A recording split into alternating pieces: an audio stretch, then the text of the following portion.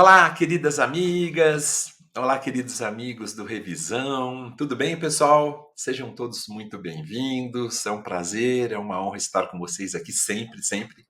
Revisão é a minha casa, literalmente. Espero que vocês estejam bem, estejam em paz, com muita saúde, acima de tudo, claro, extensivo aos seus familiares. Bem, pessoal, nós vamos conversar hoje sobre um tema importantíssimo na nossa preparação, não é? Nós vamos falar de sujeitos do processo e vocês já viram que nós denominamos ali parte 1. E por quê, pessoal? Porque o tema é muito grande, né? O tema é muito extenso. Então, nós, aqui do Revisão, nós resolvemos dividir esse tema em 3 encontros. 3. Este é o primeiro de um total de 3 encontros que nós tivemos. E por que nós fizemos isso, pessoal? Porque quando nós olhamos para o CPC, aliás, estou com o nosso CPC aqui, deixa eu mostrar para vocês, pessoal. Nosso CPC para concursos da editora Juspodium, que eu tenho com meu querido amigo Rodrigo da Cunha Lima Freire. Mas, enfim, quando nós olhamos para ele, nós sabemos que, tal qual o Código Penal, o CPC de 2015 ele veio dividido em parte geral e parte especial. Né? Bem interessante isso. E dentro da parte geral nós temos 6 livros, dentro da parte especial temos 3 livros e tem um último livro, ou seja, totalizando 10 livros, um último livro destinado às disposições finais. E dentro da parte geral, no livro 3, nós temos só para sujeitos do processo, para vocês terem uma ideia, só para sujeitos do processo nós temos 7 títulos, amigos, 7. Um para partes e procuradores, o outro para litisconsórcio, um outro para as modalidades de intervenção de terceiros, um quarto que é para o estudo do juiz e auxiliares da justiça, um quinto para o MP, um sexto para a advocacia pública e um último, sétimo e último, para a defensoria pública. Então, é muita coisa, aí nós resolvemos dividir em 3 encontros, combinado? Mas é um tema importantíssimo e claro que quando nós falamos de sujeitos do processo, já adentrando propriamente no estudo dessa nossa aula de hoje, sujeitos do processo é uma expressão muito ampla, né, que quer compreender todo aquele que participa do processo. Quem são os sujeitos processuais? Todos que participam. Ok, Maurício. Mas nós temos sujeitos parciais, temos, né, como as partes, como os terceiros intervenientes, e temos também sujeitos imparciais. É muito importante essa divisão logo no início. E os imparciais, né, são o juiz e os auxiliares da justiça. Aliás, aproveitando, né, que nós estamos fazendo essa introdução, os demais exercentes das funções essenciais à administração da justiça, advogados privados, advogados públicos, membros do Ministério Público, a Defensoria Pública, né, também são sujeitos do processo nessa, digamos assim, perspectiva mais ampla, né? E aproveitando que nós mencionamos agora há pouco os sujeitos imparciais, por que não, né? Começarmos falando do juiz e dos auxiliares da justiça. E é isso que nós vamos fazer, então, a partir de agora, né? Os primeiros sujeitos do processo em relação aos quais nós vamos falar são o juiz e os auxiliares da justiça. Eu começo falando da figura do juiz.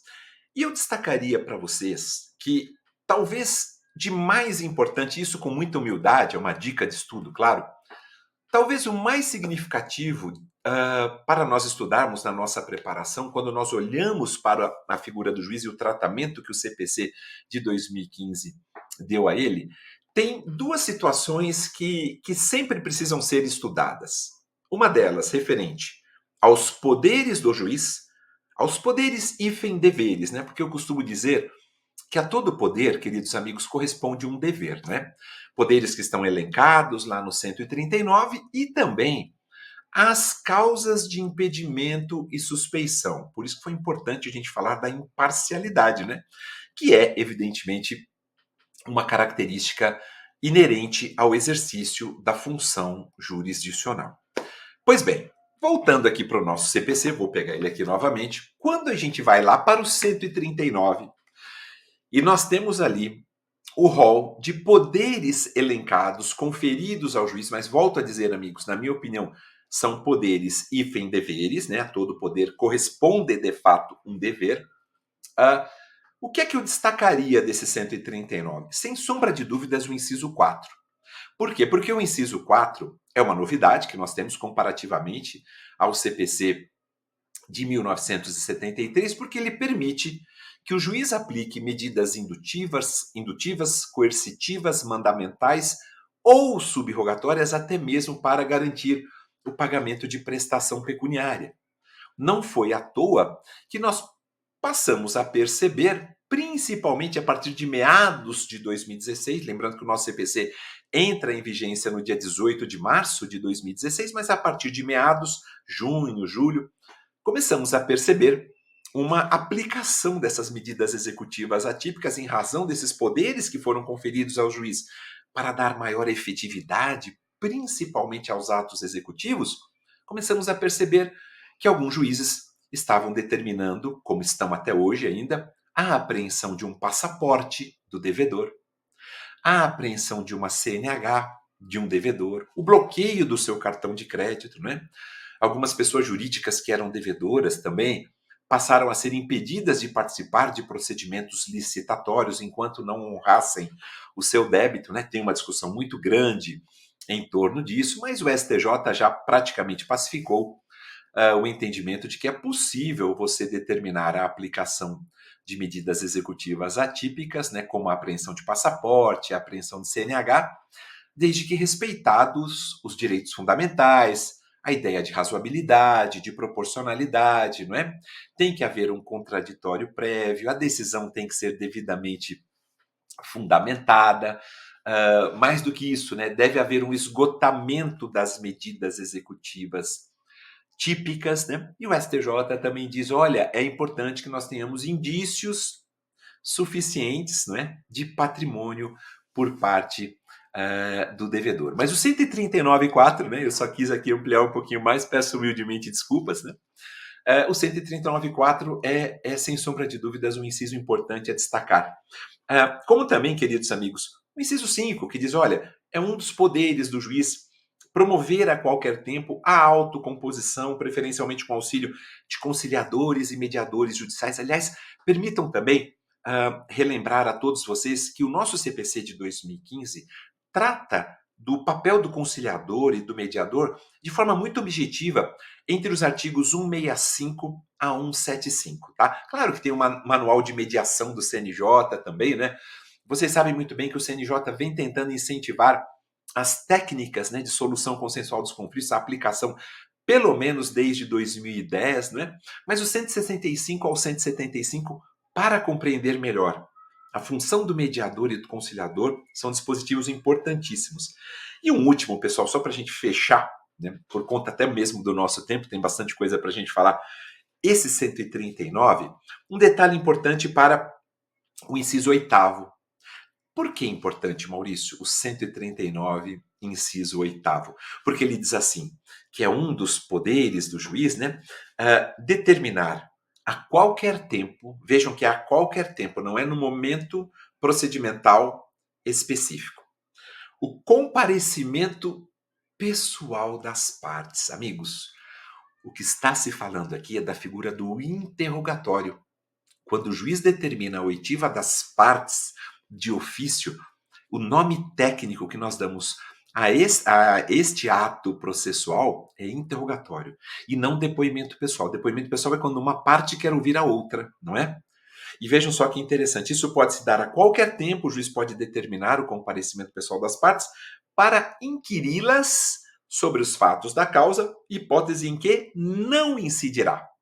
Não incidirá a pena de confesso. Vocês sabem que no depoimento pessoal tem a pena de confesso. E o depoimento pessoal é no ato instrutório, né? É na audiência de instrução e julgamento. O interrogatório por parte do juiz pode se dar a qualquer tempo. Então, em termos de 139, era isso que eu tinha para conversar com vocês, principalmente em relação aos poderes do juiz. Mas como eu havia dito, e já vou deixar aberto aqui no 144 e no 145, pessoal, vou só colocar aqui o meu CPC, vale a pena a gente falar das causas relacionadas à eventual parcialidade, né, do magistrado quando nós pensamos nessas hipóteses de impedimento e suspeição, que nada mais é do que uma forma estabelecida em lei justamente para afastar, né, o magistrado, porque vai faltar a ele o requisito da imparcialidade, né? E é muito importante que a gente não confunda, pessoal, aqui permitam também humildemente fazer uma observação, não confundamos essa alegação que eventualmente venha a ser feita de impedimento ou de suspeição do magistrado com a alegação de incompetência, né? Enquanto a alegação de incompetência ela se refere ao juízo, né? O impedimento e a suspeição se referem à pessoa do juiz, né? Bom, a imparcialidade do magistrado, mais do que qualquer coisa, mais do que decorrer até mesmo de interpretação do texto constitucional, é um pressuposto processual de validade, ou seja, um pressuposto de validade do processo. É o ato de um juiz parcial, né, que pode ser invalidado.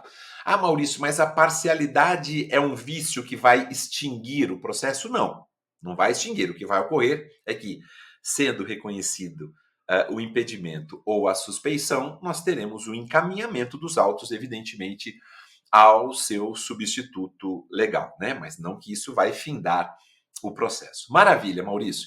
Então vamos lá, né? Tô cansado de ver o seu rosto aí, Maurício.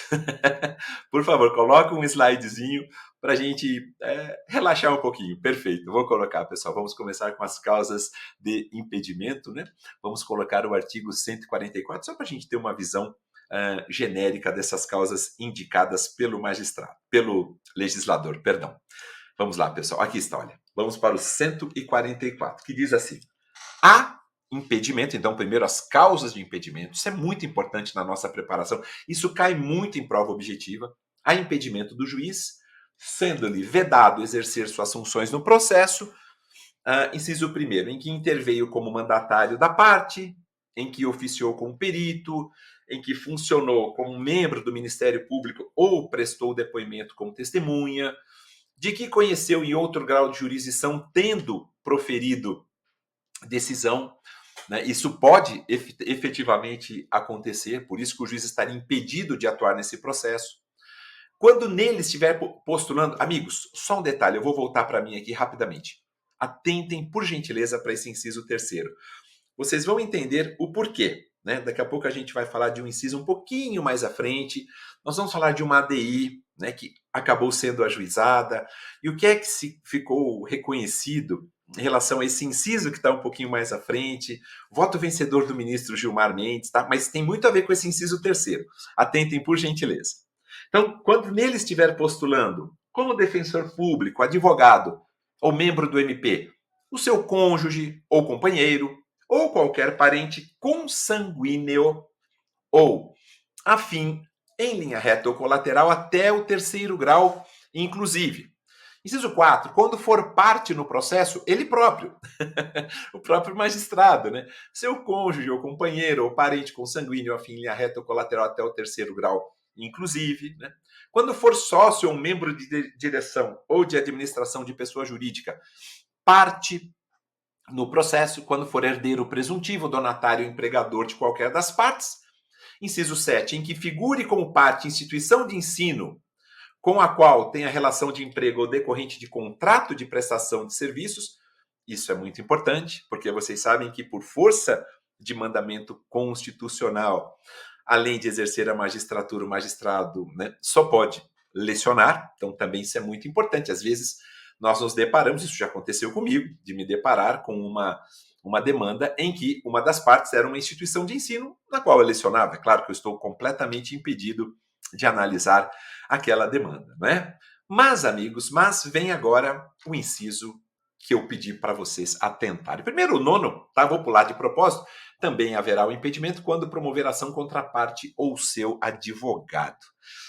Esse nono é mais fácil, né? E o oitavo? Vejam, eu coloquei até o número da ADI aí para vocês, a 5953.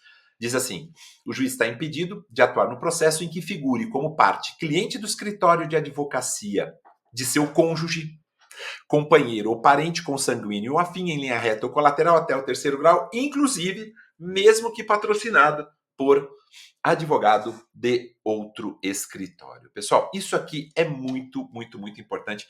Permitam só rapidamente, voltou aqui, permitam só rapidamente fazer uma observação. Lembram que eu falei, olha, vamos atentar para esse inciso que está um pouquinho mais à frente do 3, era o inciso 8º, mas ele está diretamente correlacionado com o 3. Por quê?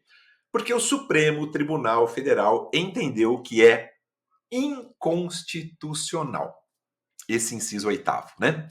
Por violar os princípios do juiz natural, da razoabilidade e da proporcionalidade, porque esse inciso ele estabelece, né, que o magistrado estaria impedido de atuar nos processos em que seja cliente do escritório de advocacia de seu cônjuge, né, de seu companheiro ou parente consanguíneo ou colateral, consanguíneo ou afim, perdão, em linha reta ou colateral até o 3º grau, inclusive, né, ainda que essa mesma parte seja representada por escritório, por advogado, né, de escritório diverso. E essa daí foi julgada, se eu não estiver enganado, a 5953, foi julgada em 2023, especificamente ali no mês de agosto. O relator, cujo voto vencedor, né, foi o ministro Gilmar Mendes, ele disse o seguinte, basicamente, que a imparcialidade do julgador já estaria prevista no inciso 3. Então, se nós fizermos um paralelo em relação ao que está no inciso 8º, né, que diz assim, olha, né, que eu acabei de falar, em que figure como parte, cliente do escritório, tal, a gente tem basicamente a mesma redação ali do inciso 3. Então, para que a gente não tenha, né, esses dois dispositivos, né, praticamente tratando da mesma coisa, e mais ainda, nós temos um parágrafo terceiro nesse artigo 144, né, que basicamente diz assim, olha, o impedimento previsto no inciso 3º, né, também se verifica no caso de mandato conferido a membro de escritório de advocacia que tenha em seus quadros um advogado que individualmente ostente a condição nele prevista, mesmo que não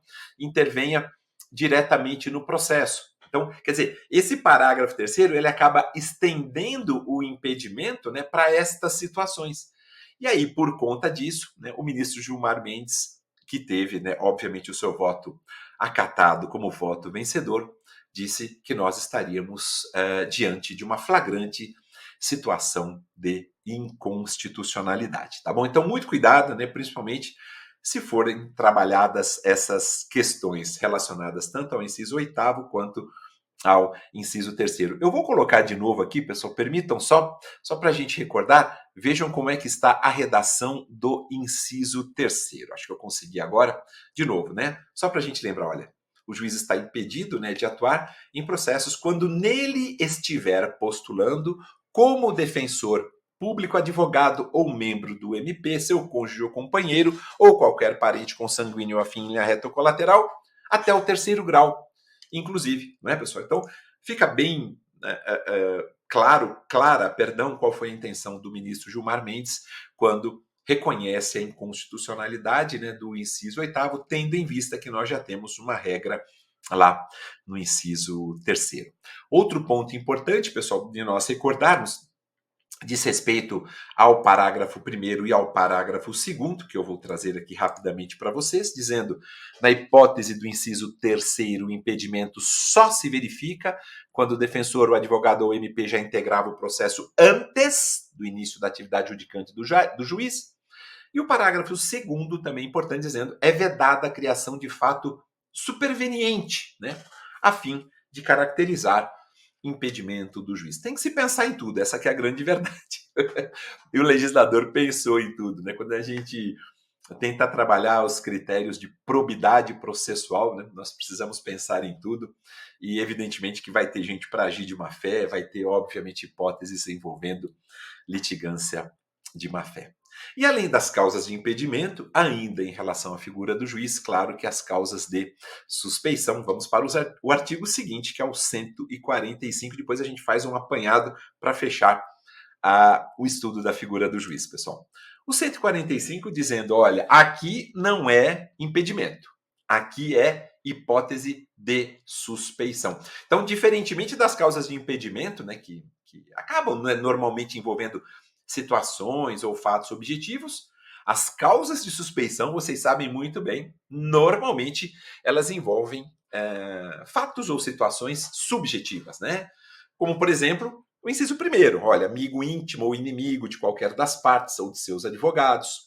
Também há suspeição do juiz que receber presentes de pessoas que tiverem interesse na causa antes ou depois de iniciado o processo, que aconselhar alguma das partes acerca do objeto da causa ou que subministrar meios para atender às despesas do litígio. Pessoal, só uma observação rápida, perdoem, né?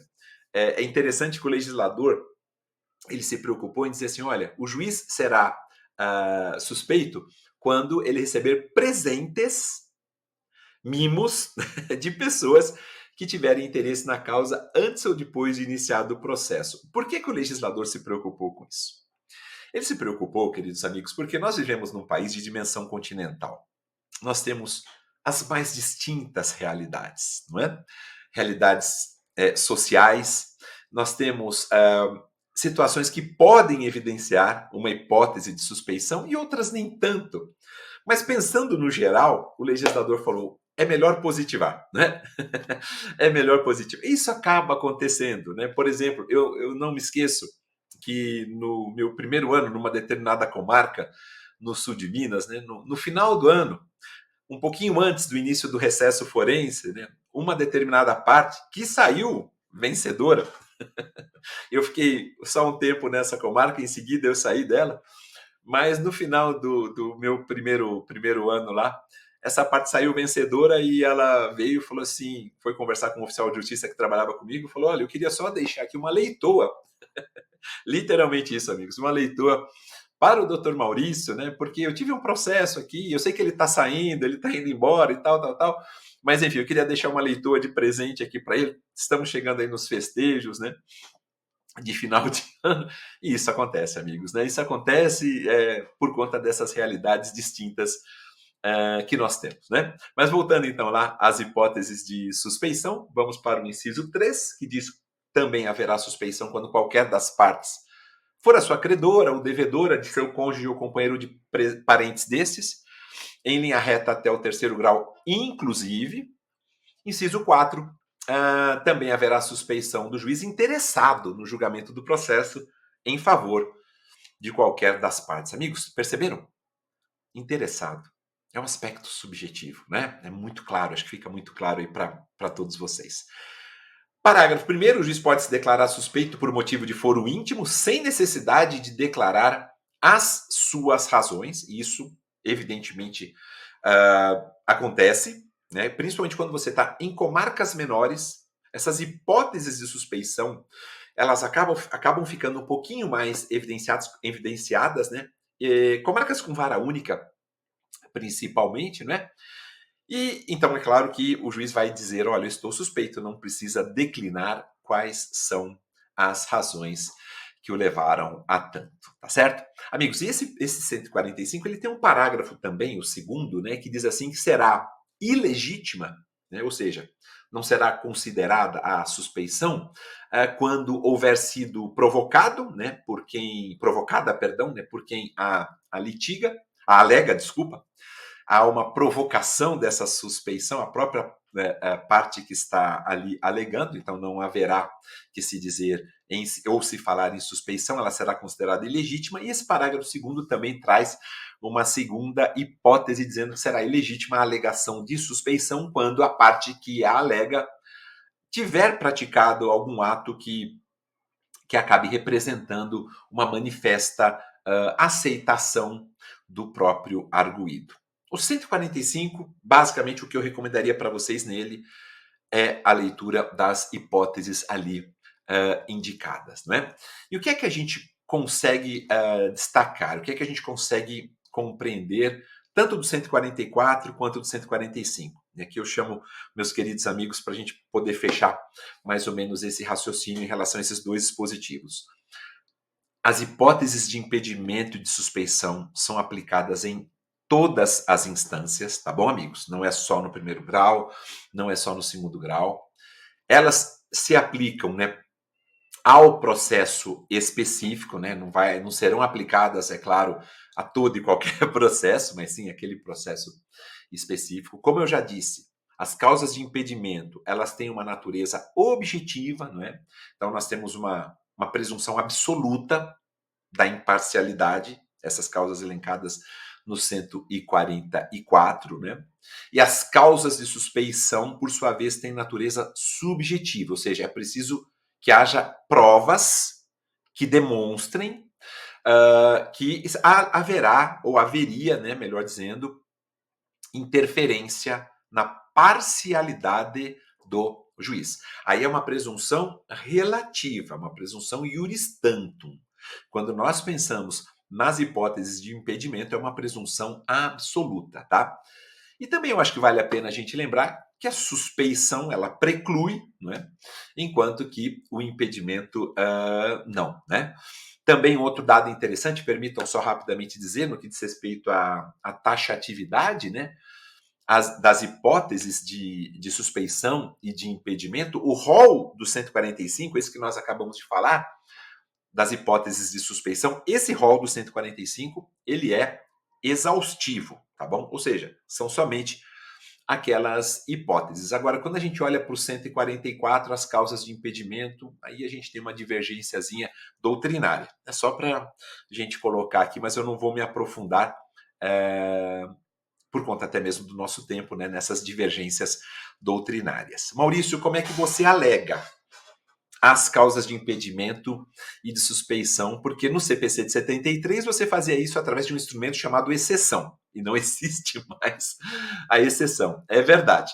O 146 do CPC, pessoal, ele diz assim, olha, eu não vou colocar na telinha e peço humildemente a atenção de vocês. O 146, ele diz assim, dentro de um prazo de 15 dias a contar do conhecimento do fato, a parte terá que alegar o impedimento ou a suspeição. Como?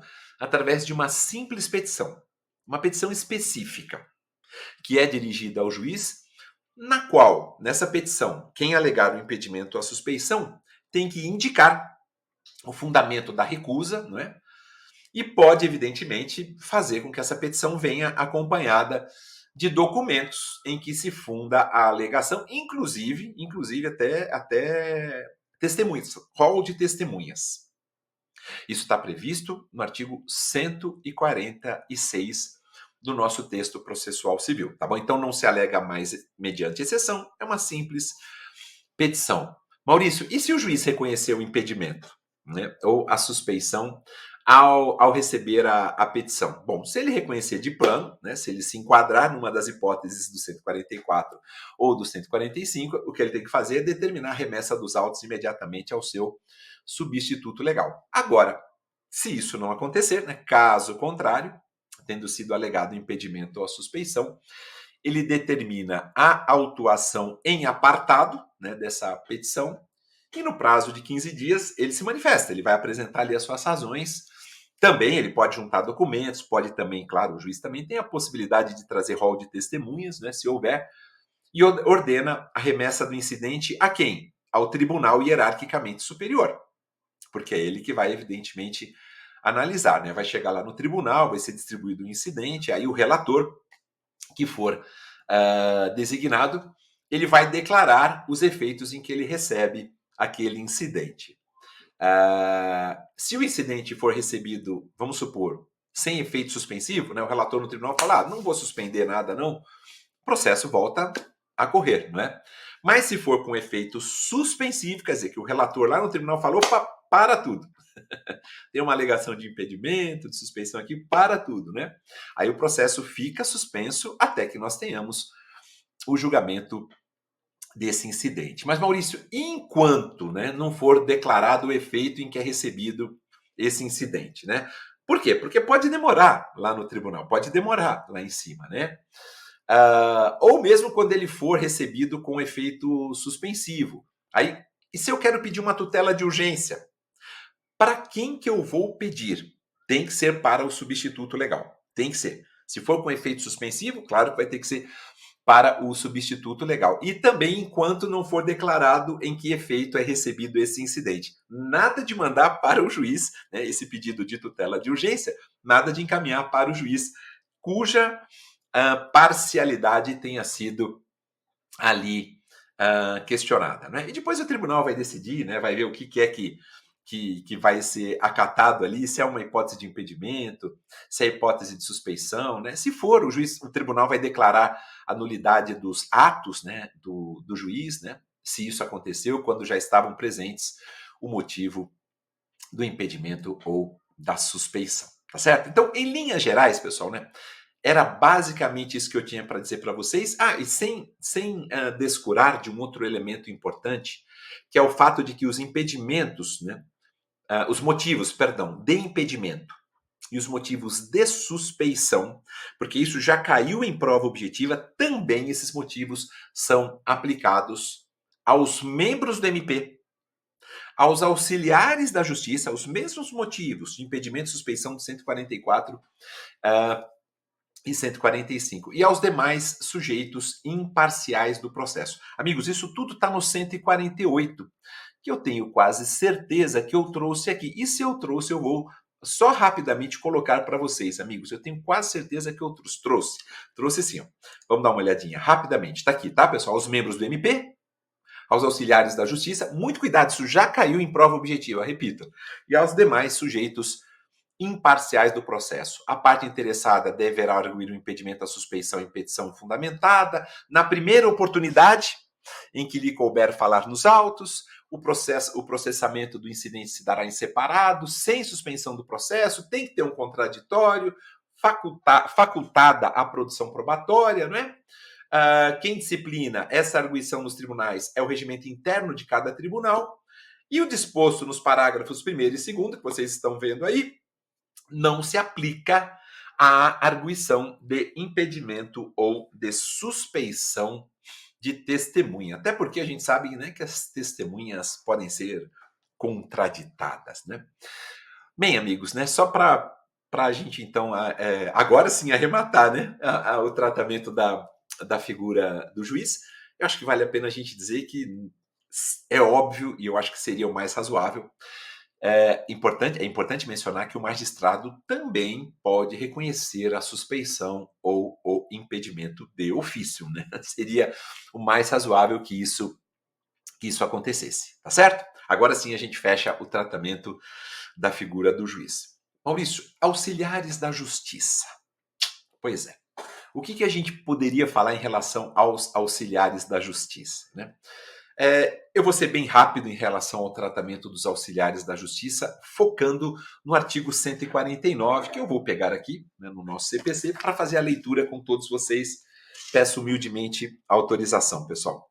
O 149 diz assim: são auxiliares da justiça, além de outros cujas atribuições sejam determinadas pelas normas de organização judiciária, até porque os tribunais podem se organizar, né, podem criar outros cargos também, né, relacionados ao tema principal, que seriam os auxiliares da justiça, né, mas, além de outros, quem são os indicados no CPC? O escrivão, o chefe de secretaria, o oficial de justiça, o perito, o depositário, o administrador, perdão, o intérprete, o tradutor, o mediador, o conciliador judicial, o partidor, o distribuidor, o contabilista e o regulador de avarias quando nós tivermos alguma questão relacionada ao direito marítimo, né? Então vejam que interessante, o que é importante a gente destacar, o que é que eu destacaria, não é, do 149, então, para vocês. Do tema dos auxiliares da justiça. O 149, evidentemente, né? Por quê? Porque esse rol, vocês perceberam, ele é meramente exemplificativo, né? Por quê? Como eu falei, pode se tornar, né? E é algo que não é raro de acontecer, né? Pode se tornar necessária a atuação eventual de algum outro agente em apoio às determinações judiciais, seja através de cargos, né, criados pelos regimentos dos tribunais, né, pelas normas de organização e divisão judiciária dos tribunais, Como também, amigos, né, um caso bastante comum, uma situação bastante comum de auxiliares da justiça, para além dos mencionados no 149, seria o reforço policial. Né? Eu mesmo, muitas das vezes, em atos executivos, né, nós temos que determinar a utilização ou a requisição e a utilização de força policial, caso seja necessário, para cumprimento, né, de alguns mandados. E não só em atos executivos, né, pessoal? Estava pensando aqui num caso concreto envolvendo uma ação possessória, né, também, que a gente precisa eventualmente de reforço policial, tá bom? E a gente não pode esquecer, só para a gente arrematar a figura dos auxiliares da justiça, para que a gente ingresse já já no estudo do Ministério Público, de que os auxiliares da justiça, por serem revestidos do atributo da imparcialidade, eles fazem com que, né, a esses referidos profissionais, como a gente viu no 148, né, também sejam aplicadas as causas de impedimento e de suspeição. Aliás, estão lá no 148, inciso 2º. Tá bom? Então, sobre auxiliares da justiça, era isso. Ministério Público. Pessoal, só para a gente deixar um direcionamento para o que vem pela frente, a gente vai falar de MP, a gente vai falar de Defensoria Pública em seguida, depois nós vamos falar de partes e procuradores e terminamos esse primeiro encontro com algumas observações sobre despesas, honorários e multas, tá bom? Bora pro MP. Vamos trabalhar com a figura do Ministério Público. Vocês sabem muito bem, a partir do 176, tá bom, pessoal? A partir do 176, vocês sabem bem que o membro do Ministério Público atuará por força até de determinação constitucional na defesa da ordem, do regime democrático e dos interesses e direitos sociais e individuais indisponíveis. Isso está lá na Constituição Federal e também, evidentemente, no nosso CPC, principalmente no 176. O que eu acabei de falar agora está no 176. E é claro que o MP vai exercer, né, o direito de ação em conformidade com o que está determinado lá no texto constitucional. Importantíssimo nós lembrarmos, e aqui eu vou precisar colocar esse dispositivo já, que é o 178, que o MP pode atuar como parte, mas o MP também pode atuar como fiscal do ordenamento jurídico. E quando eu falo fiscal do ordenamento, pessoal, é para dizer que o MP atua como custos iuris. Custos iuris, não como custos legis, como se falava antigamente. Aliás, o MP nunca foi só fiscal de lei, ele é fiscal do ordenamento. Por isso, custos iuris. E esse 178 tem uma característica bastante interessante, pessoal. Por quê? Ele não só diz qual é o prazo que o Ministério Público terá para se manifestar nos processos em que ele atua como fiscal do ordenamento jurídico, como também em quais hipóteses ele deve efetivamente atuar. O 178 é muito importante, pessoal. Eu peço humildemente a atenção de vocês. Vou colocar ele aqui na telinha. Aqui está, pessoal. Muito, muito, muito significativo. Vejam por quê. Ele diz assim: o MP vai ser intimado para, no prazo de 30 dias, portanto, amigos, 30 dias, Maurício, conta em dobro, né? Não, não conta em dobro. Quando nós tivermos prazo próprio, o Ministério Público vai ter que respeitar o prazo próprio. Isso vale para a advocacia pública, para a defensoria pública também. E aqui é prazo próprio, então são 30 dias, não são 60. Mas e para os demais, quando não for prazo próprio? A gente sabe muito bem, daqui a pouquinho eu vou falar. Ele vai ter prazo em dobro. Aliás, lembrando, nos procedimentos especiais de jurisdição voluntária, vou pegar aqui o nosso CPC, lá no artigo 721 também, quando o MP tiver que intervir, o prazo ali consignado, amigos, 721, é prazo próprio, tá bom? Vou só rapidamente ler aqui para vocês.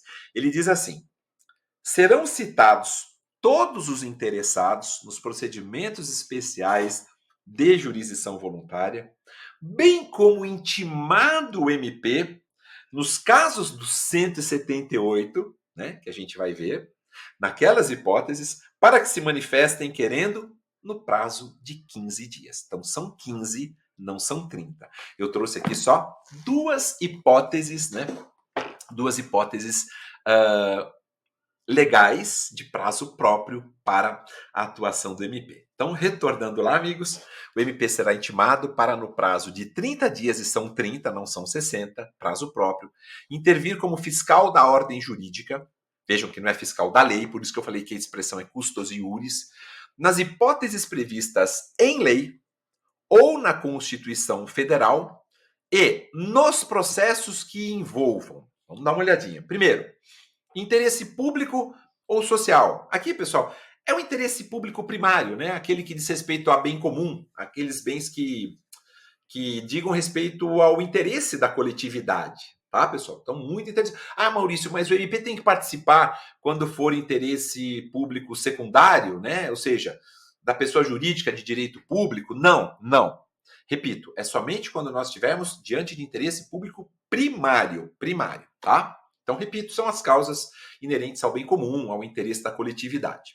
Segundo, quando houver interesse de incapaz, né, e aí a intervenção acaba se justificando, vocês sabem, em qualquer tipo de processo, em qualquer tipo de procedimento, porque o MP tem essa função, né, de assegurar o fiel cumprimento da lei para essas pessoas que possuam, vamos chamar de vulnerabilidade processual, não é? Sejam absoluta, relativamente incapazes, né? Se eles têm um representante legal, curador, tutor, advogado, né? Pouco importa, pouco importa. O MP tem que acompanhar, tem que ver a regularidade dessa representação processual. Se for o caso, ele vai requerer nomeação de curador especial, muito importante. E por fim, nos litígios coletivos pela posse de terra rural urbana, que é uma hipótese específica, né? Porque apenas as demandas coletivas que vão envolver interesses difusos, coletivos ou individuais homogêneos, né, todos relacionados a uma posse de terra rural urbana, é que obrigam a intervenção do Ministério Público, tá bom? Pessoal, eu falei rapidinho em relação a esses incisos, mas eu gosto de reforçar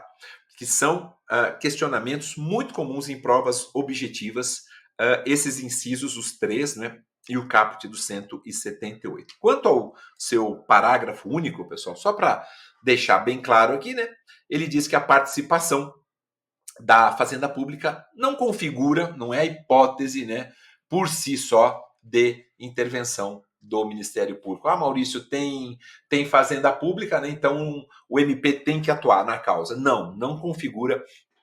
Vai depender, evidentemente, se tem alguma dessas situações elencadas aí no artigo 178, tá certo? Dito isso, pessoal, o que mais que é importante a gente falar da atuação do Ministério Público? Vocês sabem muito bem que quando ele intervir, quando ele for parte, acho que não tem muita dificuldade. Mas daqui a pouco eu vou trazer uma informação importante, importantíssima, hein? Não saiam daí, não. Quando o Ministério Público atuar como fiscal do ordenamento jurídico, ele terá vista dos autos, né, depois das partes, né, pessoal? Tecnicamente, aliás, de forma correta se fala vista, não vistas, tá bom, pessoal? Vista dos autos depois das partes, né? E vai, claro que tem que ser intimado de todos os atos do processo. E quando ele estiver atuando como fiscal do ordenamento jurídico, ele também pode produzir todas as provas que ele entender necessárias, né? Pode requerer as medidas processuais pertinentes e pode recorrer. Né? A gente, quando lembra dos legitimados para a interposição recursal, lá no 996 do CPC, quem é que pode recorrer? Parte vencida, terceiro prejudicado e o MP, como parte ou como fiscal do ordenamento jurídico. Tá bom? E além disso, amigos, o MP vai gozar de prazo em dobro para se manifestar nos autos. E esse prazo em dobro, ele começa a correr a partir da sua intimação pessoal, que está lá no 183, parágrafo 1º. É isso mesmo. 183, parágrafo 1º, tá bom? Intimação pessoal que deve se dar por carga, remessa ou meio eletrônico. Prazo em dobro para o MP, prazo em dobro para a Advocacia Pública, prazo em dobro para a Defensoria Pública.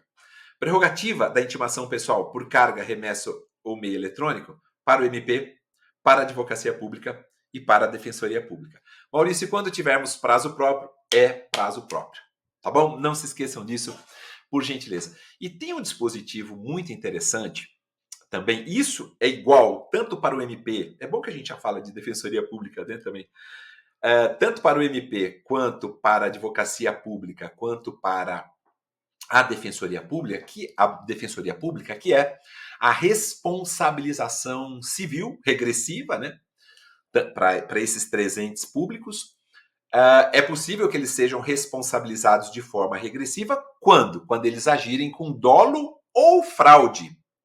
São esses os dois elementos que nós temos, né, os dois vícios de consentimento, podemos assim dizer, né, com dolo ou fraude no exercício das suas funções, tá bom? Isso vale para os três.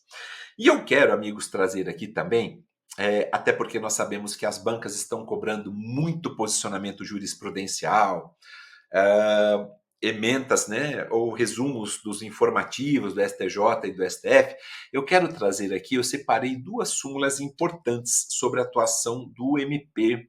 Então aqui, pessoal, tá? Vamos lá, vamos dar uma olhadinha. Por gentileza. Súmula 329 do STJ, dizendo que o MP tem legitimidade para propor ação civil pública em defesa do patrimônio público, né? Isso já seria óbvio, mas é bom ficar sumulado também, para a gente não ter nenhuma dúvida.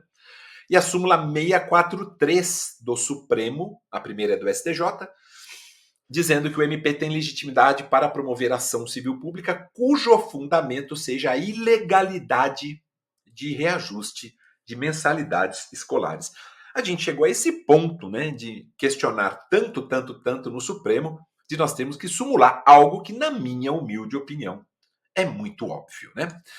Bom, pessoal, para a gente fechar o tratamento do MP, né? Também eu vou recordar aqui com vocês, bem rapidamente, algumas situações, algumas outras, em que o MP também intervirá como fiscal da ordem jurídica, tá bom? Algumas outras situações, para além daquelas do 178. Por exemplo, na ação popular, a Lei 4.717 de 65, ela determina, né, que o membro do Ministério Público intervenha como fiscal da ordem jurídica. Que mais? Ações de alimentos, não é? O artigo 5º, se eu não estiver enganado. Não, artigo 9º, desculpa, perdão. Artigo 9º da Lei 5.478 de 68. Claro que nas ações civis públicas também, por conta do disposto no artigo 5º, aqui sim o artigo 5º, parágrafo 1º da 7.347 de 85, que é a lei que regulamenta a ação civil pública. Nas ações declaratórias de constitucionalidade, de inconstitucionalidade também, o MP também vai atuar como também fiscal da ordem jurídica no processo de desapropriação de imóvel rural para fins de reforma agrária, né? Isso está estabelecido lá na Lei Complementar 76/93, né? E só lembrando, pessoal, que quando nós tivermos que ter a intervenção do Ministério Público como fiscal do ordenamento jurídico e caso não ocorra essa intervenção, nós não vamos decretar de plano a nulidade de todo o processo. É preciso verificar se houve prejuízo. Acho que todo mundo sabe disso, né? Porque nós adotamos, né, isso está positivado no nosso CPC, o brocardo francês, o pas de nullité sans griffe, né? Ou seja, só haverá nulidade se tiver ocorrido algum prejuízo. Aliás, é algo que o Código de Processo Penal já adota há bastante tempo, né? E uma última situação, pessoal, acho que eu não falei ainda. Não falei. O Ministério Público também intervém como fiscal do ordenamento jurídico. Lá na Lei do Mandado de Segurança tem hipóteses previstas no artigo 12 da Lei 12.016 de 2009. Tá bom? É isso mesmo. É a lei que regulamenta, né, o mandado de segurança. Defensoria Pública. Nossa, já se vão quase 50 minutos. Passa muito rápido, né, amigos? Muito rápido. Vamos para a Defensoria Pública, pessoal. Então, eu já trouxe aqui algumas informações importantes, mas eu acho que também, da mesma forma que nós fizemos referência ao MP, falando que o texto constitucional regulamenta ali as suas funções, não é diferente em relação à Defensoria Pública, né? E eu digo isso por quê? O tratamento começa ali no artigo 185. Eu estou abrindo ele aqui, pessoal. E o 185 é praticamente uma repetição do caput do 134. da Constituição. Por quê? Porque ele menciona as duas atuações principais da Defensoria Pública. Vejam só, 185 caput. A Defensoria Pública exercerá a orientação jurídica, a promoção dos direitos humanos e a defesa dos direitos individuais e coletivos dos necessitados em todos os graus, de forma integral e gratuita. Ou seja, são as duas atuações principais, né? Assistência judiciária, né? Atuação em juízo, né? Como, por exemplo, a propositura de ação civil pública, e além da assistência judiciária, a chamada assistência jurídica. Isso porque é uma atuação, né, digamos, fora, né, do âmbito judicial, como, por exemplo, a realização de esclarecimentos, né, ou de consultoria jurídica ao necessitado. Eu valorizo demais a instituição da Defensoria Pública, sabem, amigos? Por quê? Porque, por obrigação, ela tem que prestar essa assistência, né, jurídica integral e gratuita a todos que comprovarem insuficiência de recursos. Claro que as funções, né, da Defensoria não se restringem ao aspecto econômico, né? Ela tem que zelar por todos os direitos e interesses, né, de todos os necessitados, não só olhando para o lado financeiro, não só olhando para essa vulnerabilidade econômica, financeira, hipossuficiência econômica, mas também sob o prisma da hipossuficiência e vulnerabilidade decorrentes de outras razões. Então, vamos colocar o que aí? Idade, vamos colocar condição física, vamos colocar gênero, vamos colocar etnia, vamos colocar condição mental também, não é? Então, a Defensoria Pública é um agente de transformação social. Essa que é a grande verdade. Eu parabenizo muito a Defensoria Pública, que mesmo com todas as dificuldades que tem, né, e quem conhece a Defensoria Pública digamos assim, eu não digo em quase todos, mas em boa parte dos estados da federação, como eu conheço, tenho vários colegas defensores públicos, eu tenho que só parabenizar. É uma função extremamente humana, né, muito próxima dos necessitados. Defensoria Pública, como eu disse, goza de prazo em dobro para todas as suas manifestações, né? Está no 186, tem a prerrogativa da intimação pessoal também, não é? E vale a pena a gente lembrar do 186 no seu parágrafo 3º, amigos, tá? Por quê? Porque ele diz assim, olha, o caput, né, fala do prazo em dobro, mas o parágrafo 3º diz: o disposto no caput, ou seja, prazo em dobro, aplica-se, isso já caiu várias vezes em prova objetiva. Como as bancas repetem, amigos, né, não custa nada a gente reforçar essa nossa preparação. O disposto no caput, ou seja, o prazo em dobro, aplica-se aos escritórios de prática jurídica das faculdades de direito reconhecidas na forma da lei e às entidades que prestam assistência jurídica gratuita em razão de convênios firmados com a Defensoria Pública. Aliás, o parágrafo 4º do 186, ele diz, né, que não se aplica o prazo em dobro quando nós tivermos prazo próprio para a Defensoria Pública. E o 187 é aquele artigo, né, que diz, olha, o membro da Defensoria Pública será civil e regressivamente responsável quando ele agir. Quais são os elementos? Mesmo os vícios de consentimento, dolo ou fraude no exercício das suas funções. Tá bom, amigos? Eu acho que isso aqui é muito, muito, muito importante de nós destacarmos. E eu trouxe, amigos, se eu não estiver enganado, e eu não estou, porque eu me lembro bem, eu trouxe aqui posicionamentos jurisprudenciais que eu reputo importante em relação à Defensoria Pública. Esse primeiro aqui, olha, pessoal, peço humildemente a atenção de vocês. Um julgado da 3ª turma de relatoria do ministro Moura Ribeiro, dizendo, olha, o simples fato de ser a parte representada pela Defensoria Pública, muito cuidado, não faz presumir sua hipossuficiência econômica, devendo a concessão da gratuidade de justiça, que está diretamente relacionada à hipossuficiência econômica, né? Observar os ditames legais, tá, amigos? Isso aqui é extremamente importante para nós recordarmos. E também, como nós fizemos em relação ao MP, lembra quando eu falei assim, olha, o MP também atua como fiscal da ordem jurídica em outras situações, a Defensoria Pública, pessoal, além, né, dos artigos 185, 186 e também o 187, porque a partir do 188 é o tratamento dos atos processuais, né?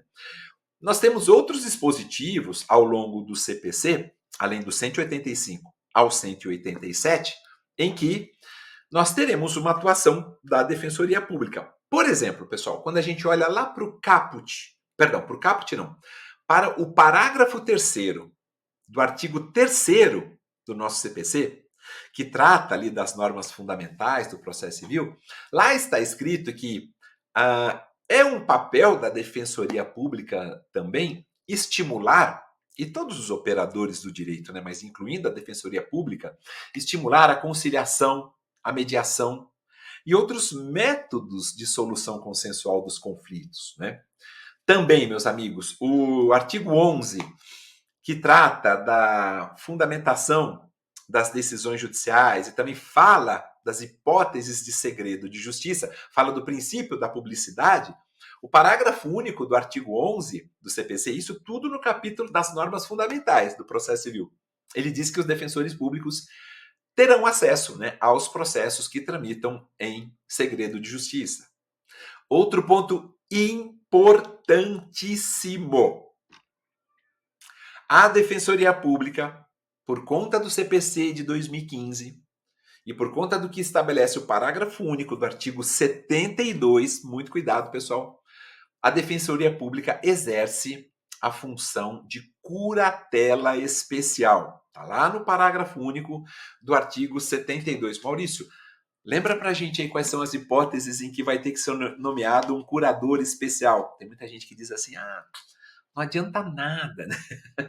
Não adianta nada esse negócio de nomear curador especial, porque não serve para nada, não ajuda em nada. Pois é, pessoal, né? Mas nós temos essa formalidade e ajuda, sim, ajuda. Eu ouso humildemente discordar, né? Mas nós temos essa formalidade no nosso CPC. O 72 diz assim: o juiz nomeará curador especial a quem? Ao incapaz, se ele não tiver representante legal ou se os interesses deste colidirem com os daquele, enquanto durar a incapacidade, né? Às vezes acaba acontecendo isso mesmo, de o incapaz ter os seus interesses colidindo com o seu representante legal. Quando se tratar de réu preso revel, bem como ao réu revel, citado por edital ou com hora certa enquanto não for constituído advogado, tá bom? E outra coisa, pessoal, também uma outra observação. Vamos lá para o 341. Ô, Maurício, que bom, é muito bom recordar isso, né? Vejam só, lembram do ônus da impugnação especificada dos fatos? Pois é. O 341 diz assim: incumbe também ao réu, né, ele tem que impugnar de maneira especificada, né, as alegações de fato constantes da petição inicial, presumindo-se verdadeiras, tudo bem que é uma presunção relativa, iuris tantum, né, mas as não impugnadas, salvo se, aí tá, se não for admissível a seu respeito à confissão. 2. Quando a petição inicial não estiver acompanhada de um instrumento que a lei considere como sendo da substância do ato, aqui tem um pouco do sistema da prova legal, tarifada e hierárquica.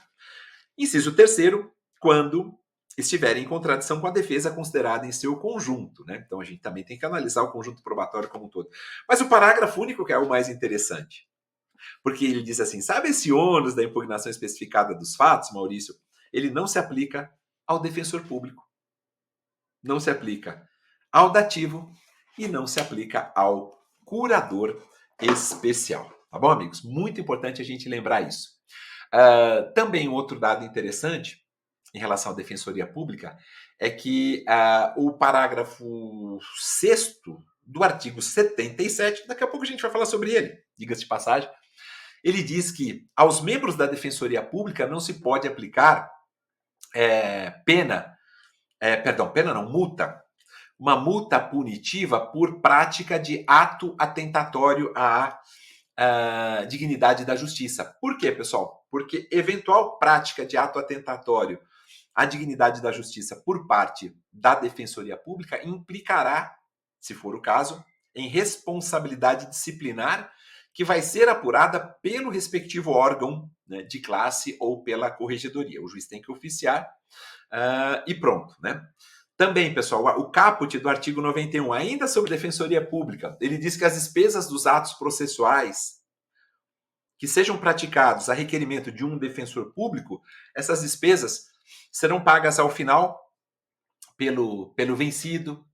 Que mais que a gente tem ali, pessoal? Também o parágrafo único do 207, que diz que ao defensor público é facultado rubricar, né, as folhas correspondentes aos atos, né, em que ele intervier. Ou seja, a gente tem vários dispositivos que fazem referência à defensoria pública, não só o 185, né, não só o 186, não só também o 187. Um que eu me lembrei agora, que vale muito a pena nós recordarmos, né, já que falamos de possessórias há pouco tempo. O parágrafo 1º do artigo 554, que é o que inaugura o estudo das ações possessórias, que são um procedimento especial de jurisdição contenciosa.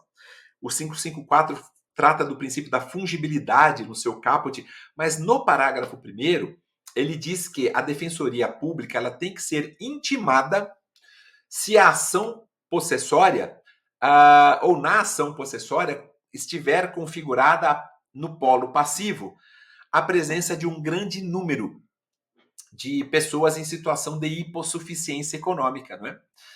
E isso acaba acontecendo, às vezes uma reintegração de posse que foi ajuizada.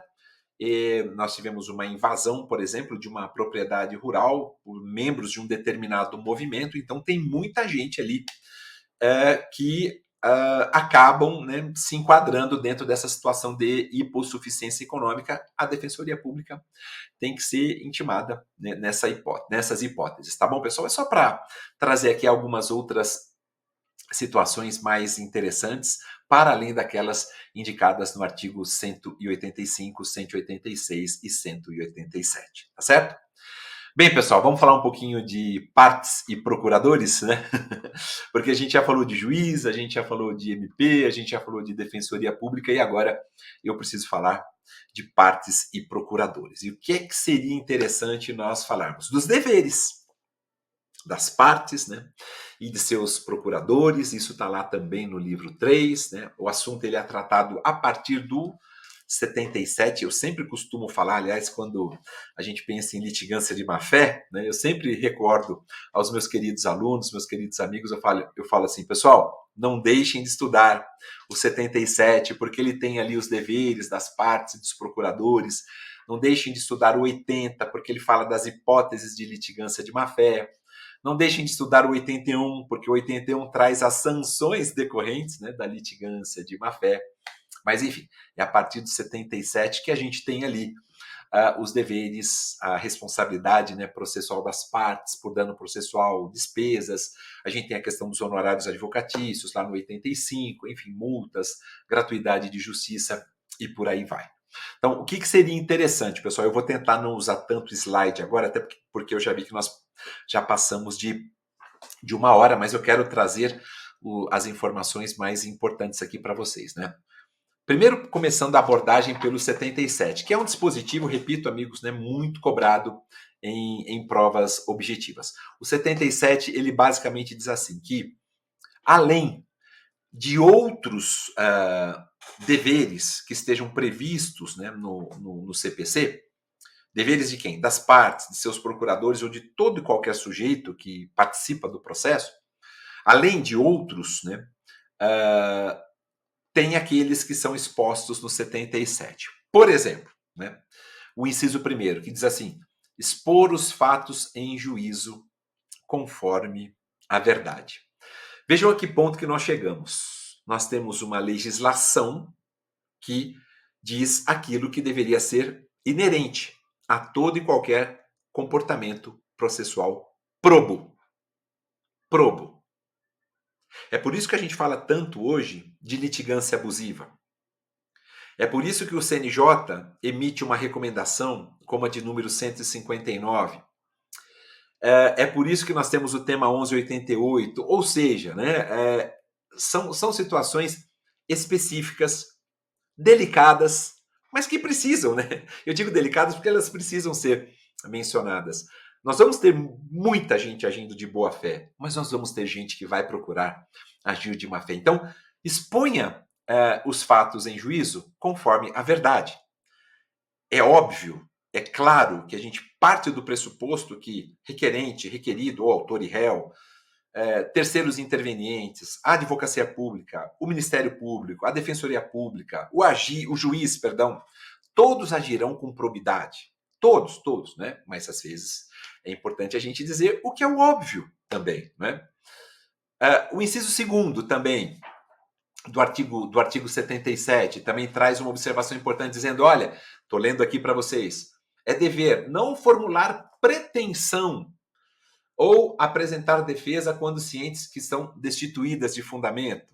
Inciso 3 do 77, amigos, não produzir provas, não praticar atos inúteis ou desnecessários à declaração ou à defesa do direito, cumprir com exatidão as decisões jurisdicionais de natureza provisória ou final, não criar embaraços à sua efetivação. E esse inciso 4 do 77 remete ao 774.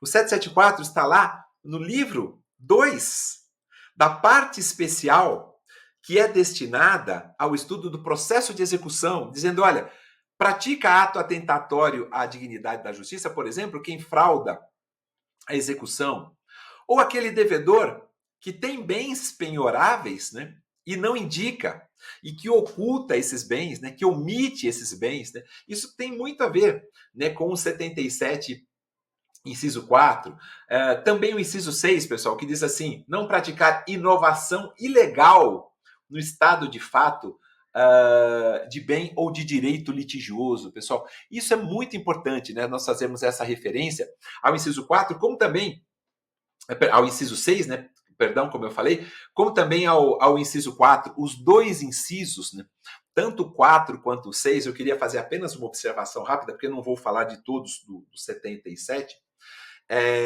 o inciso 6, juntamente com essa afronta ao inciso 4, eles caracterizam ato atentatório à dignidade da justiça. O parágrafo 2º do 77 diz isso, olha, devendo o juiz, sem prejuízo das sanções criminais, civis e processuais cabíveis, aplicar ao responsável multa de até 20% do valor da causa, de acordo com a gravidade da conduta. E quando se pratica ato atentatório à dignidade da justiça, lá do 774, também temos ali a aplicação de multa, né, que foi para aqueles casos específicos, né, que foram estabelecidas ali pelo legislador. Aliás, atentado, pessoal, né, a propósito, já que falamos de atentado, é a alteração ilícita, ou seja, uma alteração, uma modificação ilegal que foi realizada no estado de fato das coisas durante uma determinada demanda, né? Durante o trâmite procedimental de uma determinada demanda. Isso pode ser, Maurício, em relação ao objeto do processo, ou seja, uma alteração ilícita relacionada ao pedido, ao objeto, sim. Maurício, pode ser em relação ao objeto da prova? Pode. Isso caracteriza a figura do atentado. Aliás, para caracterizar o atentado, basta que a gente tenha um processo em andamento, né? E que a inovação ela se realize entre a citação do réu e o trânsito em julgado da sentença. Basicamente é isso, né? Se já transitou em julgado, aí já é uma outra situação, né? E também, pessoal, esqueci de falar, né? Não posso deixar de falar que nós tivemos em 2021 um acréscimo ao 77, que foi o seu inciso 7, se eu não estiver enganado, né? Foi o inciso 7, tenho quase certeza que foi ele, deixa eu só ler para vocês. Isso mesmo, é o 7 que diz assim, que é deveres das partes, de seus procuradores e todos que participam do processo, informar e manter atualizados seus dados cadastrais perante os órgãos do judiciário. E no caso do parágrafo 6º do 246 deste Código, da administração tributária para recebimento de citações e intimações. Então, é extremamente importante, pessoal, manter os dados atualizados, né? Por quê? Para fins de citação, para fins de intimação, porque o princípio da cooperação também tem que ser reconhecido. Mencionado no artigo 6º do nosso CPC. Todos os sujeitos do processo devem cooperar entre si para que a gente tenha uma decisão de mérito justa e efetiva dentro de um prazo razoável, não é? Até porque a gente tem que levar em consideração que vai acabar acontecendo o seguinte: uma parte que não tem o seu endereço atualizado e ela não comunica, ela sabe que ela tem a obrigação de cooperar, pode ter essa parte reconhecida como válida a intimação para aquele endereço anterior.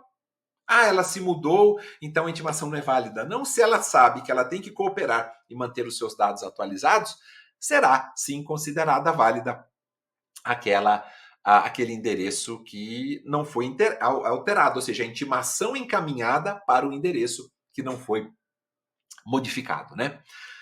Amigos, ainda falando de partes, né, de procuradores, dos deveres também, o artigo 78 ele diz que todos, né, ou seja, todos que participam ali, procuradores, partes, juízes, membros do Ministério Público, da Defensoria Pública, da Advocacia Pública, ninguém pode empregar expressões ofensivas nos escritos apresentados. O juiz pode determinar que sejam excluídas essas expressões, né?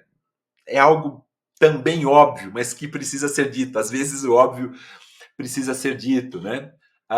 O 79 fala da responsabilidade por perdas e danos, daquele de litigar por má fé, né?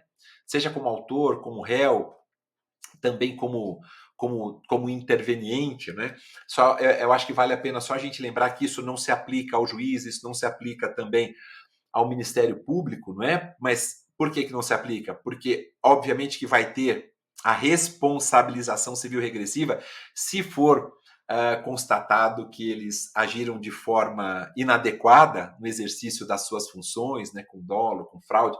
A gente já viu isso, principalmente quando a gente pensa no MP, na advocacia pública e também na defensoria pública, né?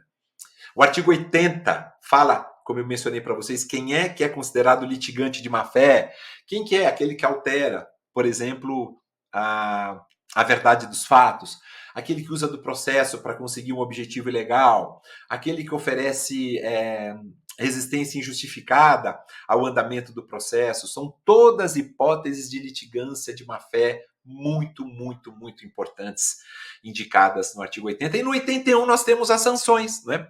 No 81 nós temos as sanções que podem ser aplicadas de ofício, hein, pessoal? Pergunta que já caiu em prova objetiva. Muito cuidado. O juiz pode aplicar de ofício as sanções relacionadas à litigância de má-fé? Pode. O 81 fala que pode ser tanto a requerimento quanto de ofício. Depois, se vocês derem uma olhadinha no caput do 81, vocês vão perceber isso, né?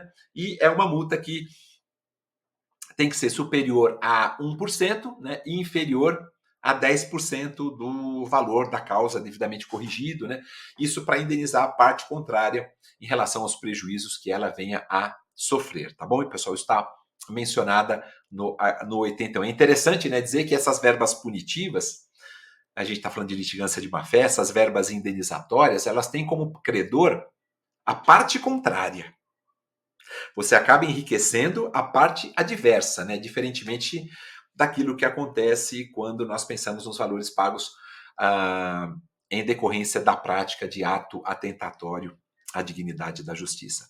E amigos, para a gente finalizar essa abordagem, permitam rapidamente só dizer para vocês que eu falei de litigância abusiva há pouco tempo, né? Ou litigância predatória, mas o CNJ prefere que nós chamemos de litigância abusiva. Nem vou falar das distinções com litigância frívola, enfim, com outras terminologias, mas quando a gente fala de litigância abusiva, nós estamos falando numa prática que se tornou comum e por isso que os centros de inteligência dos tribunais trabalham muito para reprimir isso. O CNJ tem tido um papel importantíssimo. O STJ, o tema 1188, por exemplo, né? Mas, enfim, consiste em você provocar o judiciário de forma indevida, com qual objetivo? O objetivo é de obter uma vantagem ilícita. O objetivo é de você criar obstáculos ao funcionamento da justiça. Ou, às vezes, você quer simplesmente causar um prejuízo para a parte adversa, não é? Então, essa prática, ela consequentemente, ela acaba comprometendo, sim, a efetividade da justiça, sobrecarrega o judiciário, né, que já está sobrecarregado ao extremo, e pode configurar, inclusive, má fé processual. Então, a gente tem que tomar bastante cuidado com isso, pessoal. E há uma recomendação 159 de 2024 do CNJ, que eu falei, o tema repetitivo, né, 11,88 ou é 11,98, pessoal? Agora eu me posso estar equivocado, tá? Mas eu penso que é 11,88. Se for 11,98, me perdoem, né? Mas de qualquer forma, o que a gente percebe é que cada vez mais existe uma preocupação de uma ideia de equilibrar o acesso à justiça com essa necessidade de você coibir abusos, você garantir que o processo tenha o seu desenvolvimento válido e regular, tá bom, amigos? Eu acho que isso aqui é muito importante, né? E eu não poderia deixar de falar aqui com vocês a respeito, justamente para que a gente compreenda, né, que o acesso ao judiciário, né, o acesso efetivo ao judiciário, ele continua sendo garantido, sim, não tem problema nenhum. O princípio da inafastabilidade do exercício da função jurisdicional, ele evidentemente existe, nós sabemos bem, né? Decorre de mandamento constitucional, mais do que isso, né, decorre de mandamento constitucional, e tem previsão também na legislação infraconstitucional, quando nós olhamos para o artigo 3º caput do nosso CPC, tá bom? Então é isso, amigos. Repetindo, recomendação 159 do CNJ 2024, e o tema, eu tenho quase certeza que é o 1198, tá, amigos? Se eu falei 1188 da STJ, me desculpem, peço perdão a todos, né? É o tema 1198, 98 da STJ. Eu tenho quase certeza que é ele mesmo. E também é importante a gente destacar, pessoal, que o STJ, ele, de uma certa forma, possibilita, só para a gente fechar a ideia da litigância abusiva, o STJ ele determina que o juiz, quando ele perceber que uma petição inicial apresenta algum resquício, né, algum sinal de litigância abusiva, que o juiz determine que o autor, por exemplo, traga uma procuração atualizada, não é? Que o autor traga uma prova de residência, de endereço mais clara, mais nítida, né? A própria documentação da parte autora, né? Isso é muito importante para você tentar coibir. É como se fosse uma triagem, né? Que acaba sendo feita, tá bom? Amigos, e para a gente fechar, eu prometi que ia ser em torno de 1 hora, né? A gente já está aqui com 1h17, aproximadamente. Permitam falar rapidamente das despesas, honorários e multa. Vou tentar ser o mais objetivo possível, né? Espero não ser muito prolixo, né? No curso do processo, nós sabemos muito bem, existem vários gastos, né? Existem várias custas, né? Vários atos. Isso acaba implicando naquilo que nós chamamos genericamente de despesas, né? Então, tirando os casos de gratuidade e de justiça, as partes devem prover todas as despesas para os atos que serão praticados, né? Que serão realizados ao longo do processo, né? Ou que as partes requeiram, né? Às vezes antecipando esse pagamento até a gente ter a plena satisfação do direito requerido. Ao fim do processo, a gente sabe muito bem, tem a condenação da parte vencida ao pagamento do chamado ônus, né? Da sucumbência, ou verbas de sucumbência, enfim, ao final do processo, o juiz vai condenar a parte sucumbente ao pagamento dessas despesas processuais. Isso está lá no 82, né, nos seus parágrafos 1º e 2º. Embora essa seja a regra geral, né, ou seja, o adiantamento das despesas pelas partes, e eu preciso falar de uma importante alteração legislativa que a gente teve nesse 82. E esse, amigos, eu não posso deixar de trazer aqui para vocês, pessoal, que é o parágrafo 3º, tá? Porque eu falei só do 1º e do 2º, mas deixa eu encontrar aqui o parágrafo 3º. Tá aqui, amigos. Permitam só rapidamente colocar. Aqui está. Essa alteração foi em 2025, a Lei 15.109, uma importantíssima alteração. Né? Por quê? Ele prevê a gratuidade quanto às custas para o procedimento de cobrança de honorários advocatícios. Diz o quê? Nas ações de cobrança, por qualquer procedimento comum ou especial, bem como nas execuções ou cumprimentos de sentença de honorários advocatícios, o advogado ficará dispensado, ele não precisa adiantar o pagamento de custas processuais e caberá ao réu ou executado, suprir ao final do processo o seu pagamento se ele tiver dado causa ao processo, né? É muito interessante, eu particularmente gostei do parágrafo 3º do artigo 82, e isso, sem sombra de dúvidas, demonstra a importância do exercício da advocacia. A advocacia como função essencial, pronto, voltou, como função essencial à justiça, que é, eu não poderia de enaltecer. Na minha opinião, o parágrafo 3º do artigo 82 é indiscutivelmente um ganho muito interessante para a advocacia, pela importância, né, da advocacia, do exercício dessa função essencial à justiça. Amigos, despesas processuais abrangem custas dos atos do processo, né? Lembrar, abrange indenizações decorrentes de viagem, remuneração de assistente técnico e também diária de testemunha. Isso também está lá positivado no artigo 84. Quanto aos honorários periciais, eu queria fazer uma observação rápida, já estamos caminhando para o término, amigos, prometo, né? Quanto aos honorários periciais, nós temos uma regra específica no CPC que determina o rateio, né, ou rateamento, podemos assim afirmar, das despesas quando for a prova requerida por ambas as partes, né? Isso vem positivado lá no artigo 95. Vou ler rapidamente para vocês, pessoal, acho que vale a pena, né? Nesse finalzinho, não vou colocar o slide também para não cansá-los, e peço humildemente a atenção, amigos. Diz assim: cada parte adiantará a remuneração do assistente técnico que houver indicado, sendo a do perito adiantada pela parte que houver requerido a perícia ou rateada quando a perícia for determinada de ofício ou for requerida por ambas as partes, tá bom? 95 é muito importante e eu queria humildemente aqui trazer para todos os meus queridos amigos. Mas eu quero voltar um pouquinho também, pessoal, para lembrar o seguinte: nós temos algumas hipóteses aqui que já foram cobradas, tá, em provas objetivas, por isso que eu faço questão de ler com vocês, como, por exemplo, o 90.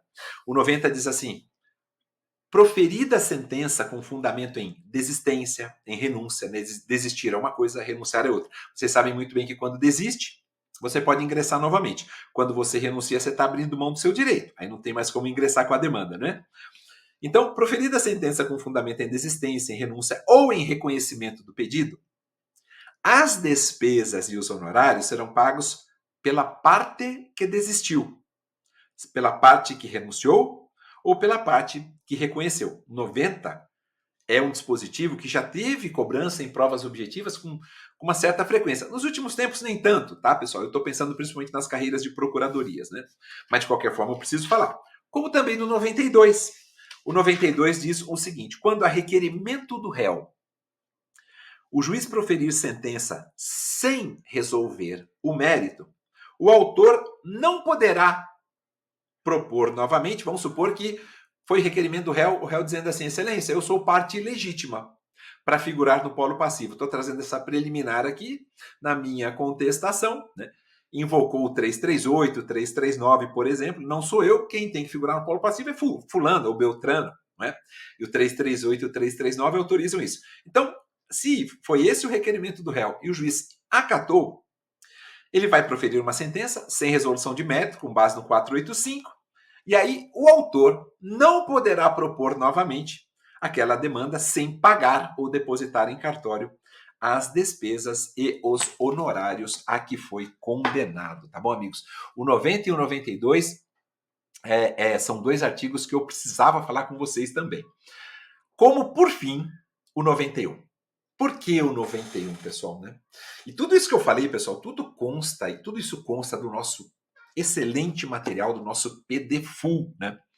Que é o material mais extenso que nós temos aqui no Revisão Ensino Jurídico. Por que o 91? Por que eu finalizo com ele? Porque ele faz referência específica ao Ministério Público, ele faz referência específica à Defensoria Pública e claro, à Fazenda Pública.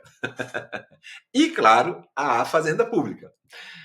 Porque o 91, ele diz assim, que as despesas dos atos processuais praticados por conta de requerimento desses entes que eu mencionei, essas despesas serão pagas quando? No início? Não, ao final, pelo vencido, né? Maurício, perícias, esse artigo o 91 faz referência, sim, ele tem 2 parágrafos. No parágrafo primeiro, ele diz assim: olha, as despesas requeridas pelo Ministério Público, pela Defensoria Pública e pela Fazenda Pública, elas poderão ser realizadas por entidade pública. Ou havendo previsão orçamentária, né, ter os valores adiantados por quem requereu a prova. Às vezes tem previsão no orçamento, então os valores já são adiantados por um desses entes que acaba requerendo a prova. Maurício, se não tiver previsão orçamentária, aí é o parágrafo, o segundo, né, do 91, que diz, não tendo previsão orçamentária no exercício financeiro, para adiantamento da perícia, né, dos honorários periciais, eles acabam sendo pagos no exercício seguinte, ou podem ser pagos ao final, né, pelo vencido, caso o processo acabe se encerrando antes do adiantamento, a ser feito pelo ente público. Está no parágrafo 2º, vou até pegar aqui só para fazer a leitura de novo aqui para vocês, pessoal, do 91, né? Eu acho isso extremamente importante quando a gente pensa em previsão orçamentária, né? E o parágrafo 2º do 91 fala, olha, e se não tiver, né, previsão orçamentária? Então, não havendo previsão orçamentária no exercício financeiro para adiantamento dos honorários periciais, eles serão pagos no exercício seguinte ou ao final pelo vencido, caso o processo se encerre, isso pode acontecer, né, antes do adiantamento a ser feito pelo ente público, tá bom? Meus queridos amigos, é isso, né? Quase 1h30. Lembrando que este é só o primeiro encontro, a primeira parte do tema sujeitos do processo.